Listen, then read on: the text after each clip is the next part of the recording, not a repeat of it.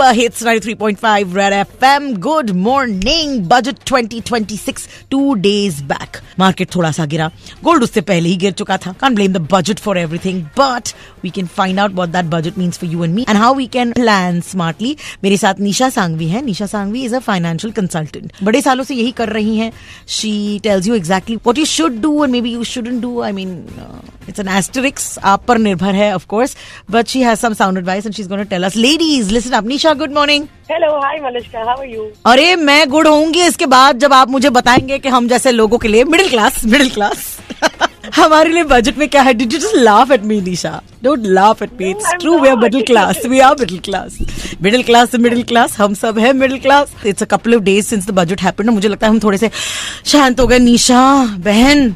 Okay, तो मलिश्का, जो budget present हुआ है 1 फरवरी को, एक तो ये हिस्टोरिक बजट है बिकॉज संडे के दिन स्टॉक मार्केट चालू था, बजट प्रेजेंट किया गया, record 9th budget presented by Sitharaman ji. अगर हम बात करें काम की कि मिडिल क्लास लोगों के लिए क्या है इसके अंदर, जैसे लास्ट बजट जितना फिनोमिनल था उतना अच्छा नहीं है, बट इस बार का बजट मेरे हिसाब से थोड़ा बैलेंस्ड है. सबको कुछ न कुछ दिया गया है. जो स्मॉल टैक्स पेयर्स है मलिश्का, तो उनका भी टीडीएस कट हो जाता है इन फिक्स डिपॉजिट. अगर वो 15GH फॉर्म सबमिट नहीं करते कि और कोई इनकम नहीं है, इंटरेस्ट इनकम ही है या एक ही इनकम है, एक डिडक्शन सर्टिफिकेट दिया जाएगा या नील सर्टिफिकेट दिया जाएगा एंड दैट विल सफिशिएंट कि आपको रिटर्न फाइल करने की जरूरत ना पड़े. तो मान लीजिए कि आप एक हाउसवाइफ हो, आपके पास फिक्स डिपॉजिट है और आपकी वही इंटरेस्ट है, इंटरेस्ट इनकम ही है जो स्लैब रेट से कम है, मतलब जिसमें आपको टैक्स भरना चाहिए. बिकॉज आप फॉर्म 15GH फॉर्म बैंक में सबमिट नहीं करते हो, बैंक अपफ्रंट आपका टीडीएस कट कर लेता है. तो आपका जो एफडी इंटरेस्ट मिलने वाला था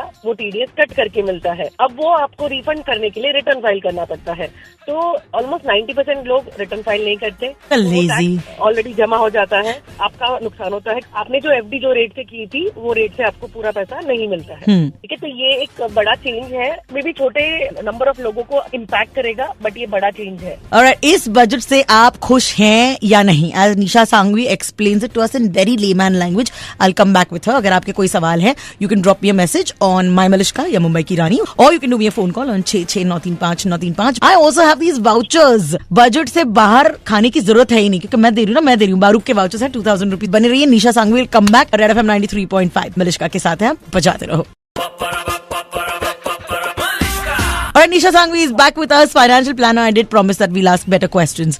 Nisha, इस बजट की बात कर रहे थे हम, and you were telling us कि आपके हिसाब से ये एक बैलेंस्ड बजट है. और बताओ. तो सॉवरेन गोल्ड बॉन्ड SGB जो ये RBI के थ्रू इशू हो रहा था अंटिल 1.5 ईयर तक, हर क्वार्टर में एक इशू आता था जिसमें आप गोल्ड डिजिटल फॉर्मेट में बाय कर सकते थे थ्रू RBI. इसमें ऐसा होता था कि मलिश्का की 8 इयर्स का बॉन्ड था और मैच्योरिटी पे आपको टैक्स फ्री मिलता था. तो अगर आपने 100 रुपए लगाए और अगर 500 रुपए हो गए 8 साल में, तो 400 रुपीज में आपको कोई टैक्स नहीं देना है. ये रूल है.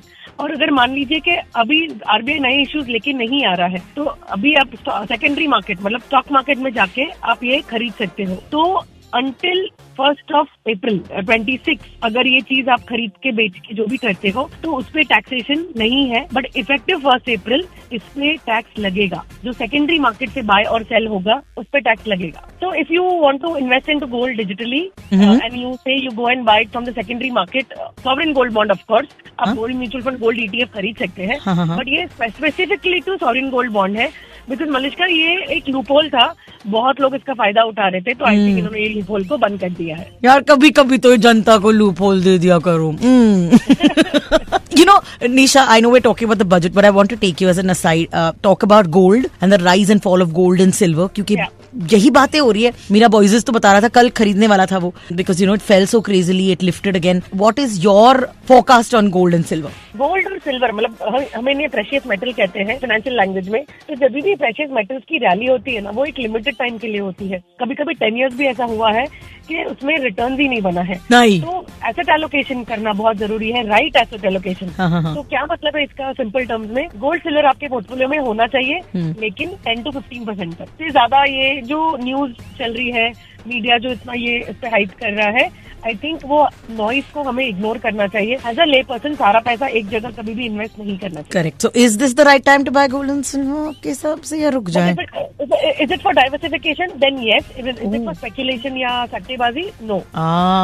Well done. Thank you. Well said, Nisha. All right, Nisha Sanghvi telling you what's what. She's a certified financial planner, and I feel like इनके पास पैसों की थान होगी कहीं पे. Why? Because she invested well. Because she knows. She's not even saying no to that, Nisha. Yeah.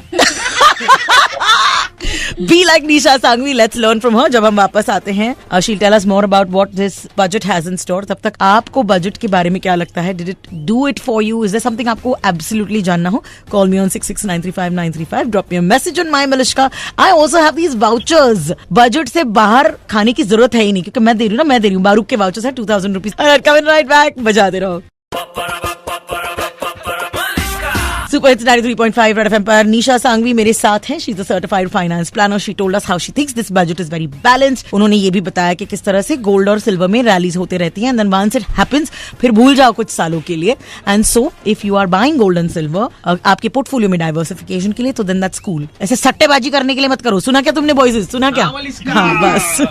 Nisha, thanks for being back with us. Tell me about women's education, agriculture, electronics. कौन से sections में फायदा हुआ है? I believe tax labs वहीं के वहीं हैं. Is there something that we must know? अगर आप कोई पर्सनल कंजम्पशन के लिए कोई चीजें इंपोर्ट करते हो तो उसमें कस्टम ड्यूटी रिड्यूस हो गई है फ्रॉम 20% to 10%. तो ये एक अच्छा पॉजिटिव है.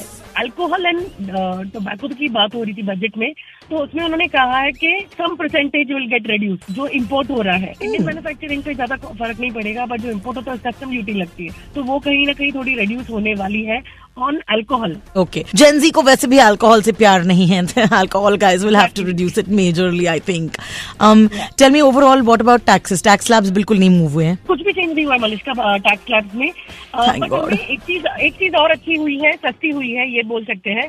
अगर आप फॉरेन वेकेशन कर रहे हो या फॉरेन पढ़ने जा रहे हो, और अगर फॉरेन मेडिकल ट्रीटमेंट लेने जाते हो, तो ये तीनों केस में हमें TCS भरना पड़ता था, which has been slashed down to 2% flat. Earlier it was 5% and 20%. तो if you go on a foreign vacation, आपका एजेंट आपसे TCS लेता है 2% का.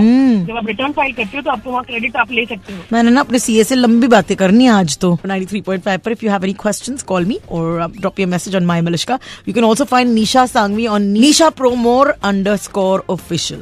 Come right back. We're talking finance 2 days after the union budget because we need to know, baby. बजाते रहो. Budget के बाद की बात. Super hits 93.5 red FM. Good morning. हम आपके लिए ले आए हैं a financial expert. Nisha has been speaking to us for years because she's been doing this for years. क्या करना चाहिए इस बजट के बाद? नाराज हो, रूसे, चीजें ना खरीदे, अपने चप्पल तोड़ दे, because I always hear about chappals during the budget. Anything that you want to conclude this session with to tell the people who are listening? Finance minister देश का बजट संभालते हैं, हमें हमारा फैमिली बजट संभालना जरूरी है. हम सारे लिसनर्स को ये कहना चाहेंगे, बजट हर साल आता है.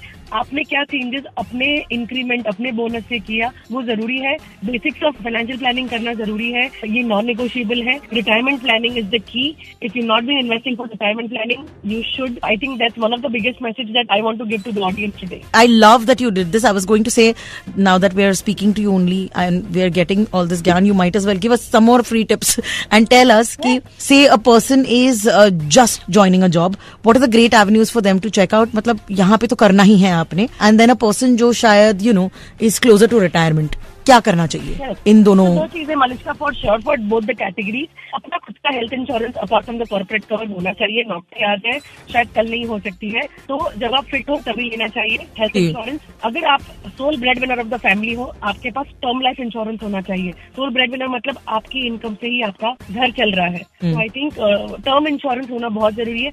यहाँ हम कॉन्सेप्ट बता रहे हैं, कोई कंपनी का प्रमोशन नहीं कर रहे हैं. तो तीसरी बात, retirement is a non negotiable goal. आपका इनकम का एक पोर्शन आपको रिटायरमेंट में डालना ही चाहिए. What does that mean? अगर आप नहीं कर रहे हो तो हमें लोन नहीं मिलती रिटायरमेंट के लिए. Go and ask the bank, they will not give you. Right, having investment for retirement, because आज हम बोस्ट कर रहे हैं across the globe, we are youngest in the world. Few years later we will be oldest in the world. Right. Yes. तो अगर हम retirement के लिए प्लानिंग नहीं करेंगे, इसे डाल के भूल जाना है. इन्वेस्ट करना है। और स्पेकुलेशन मतलब ट्रेडिंग जो करते हैं, आई थिंक ये बंद कर देना चाहिए। आई थिंक ये बहुत बड़ा न्यूज था इन बजट ऑल्सो कि STT बढ़ा दी गई है बिकॉज गवर्नमेंट को नहीं चाहिए कि लोग स्पेकुलेट करें इन फ्यूचर्स एंड ऑप्शन। अगर आपको नहीं समझ आता है तो हेल्थ इंश्योरेंस लीजिए, टर्म इंश्योरेंस लीजिए, रिटायरमेंट प्लानिंग के लिए बिल्कुल निवेश कीजिए। और चौथी बात है कि इमरजेंसी कॉर्पस होना बहुत जरूरी है। इमरजेंसी कॉर्पस हर एक के लिए एप्लीकेबल है। Medical emergency, job loss, anything like Covid, delayed payment of your income, तो ये सारी चीजों में भी आपका रिटायरमेंट इमरजेंसी कॉर्पस आपको हेल्प करता है। Superb, Nisha Sanghvi. Whenever I talk to you, I feel like I have learned something new, as have my young listeners. Nisha Sanghvi को आप Instagram पर चेकआउट कर सकते हो. That's Nisha _official पे आप इनसे बातें कर सकते हैं. Hey Nisha, I'm seeing you right now on your Instagram. बच जाते रहो, babies and gentlemen.